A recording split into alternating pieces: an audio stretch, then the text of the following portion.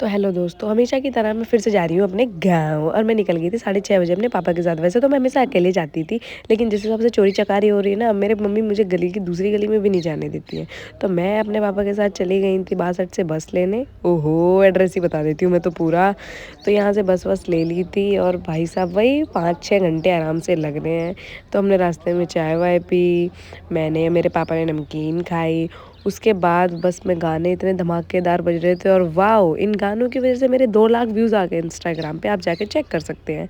तो मैं पहुँच गई थी, मेरी मौसी का लड़का मुझे लेने आ गया था क्योंकि उनके घर पे शादी है, तो हम उनके घर पहुँच गए थे। और उनके घर पे जाने के बाद मैंने फिर दोबारा से चाय पी। फिर चाय पीने के बाद मैं निकल गई थी कन्नौज के लिए क्योंकि वहाँ पे मेरे मामा के लड़के की शादी थी। फिर हमने वहाँ के लिए बस पकड़ी, फिर वहाँ में 3.5 घंटे लगे। फिर वहाँ से हम मिठाई लेके उनके घर चले गए और इनका घर तो भाई साहब इतना भूल-भुलैया की तरह था ना, कमरे के अंदर कमरा, कमरे के नीचे कमरा, कमरे के ऊपर कमरा। फिर उसके बाद मैं सूट-वूट पहन के तैयार हो गई थी और ये लड़की, ये मेरी कज़न है। इस बंदी ना तो खुद मेकअप करती है, ना दूसरों को करने देती है। भाई तुझे नहीं पसंद है मत कर, मुझे मत रोका कर। पर आज मैंने इसका थोड़ा-सा टचअप कर दिया था।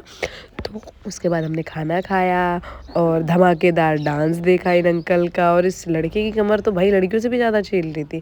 फिर पता नहीं क्या हो गया, जाके कपड़े-वपड़े चेंज कर दिए थे मैंने। नॉर्मल सा सूट पहना था बट फिर भी मैंने चेंज कर दिया और मुझे डांस करने की बहुत चुल लगी थी, पर कोई डांस नहीं कर रहा था मेरे साथ। फिर मैं अपनी चाची को लेके चली ही गई डांस करने, क्योंकि मेरी चाची की लड़की तो जाती ही नहीं है, तो मैं चाची को लेके चली गई। फिर मैंने डांस करा।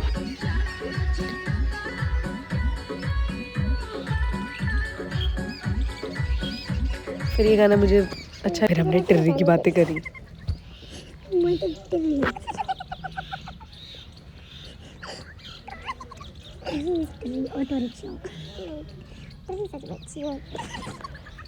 फिर उसके बाद हम लोग 8 बजे निकल गए थे अपने घर जाने के लिए, क्योंकि मुझे अपनी मौसी के यहाँ जाना था, क्योंकि शादी में तो मैं वहीं पर आई थी, यहाँ तो मैं आ गई इसकी वजह से।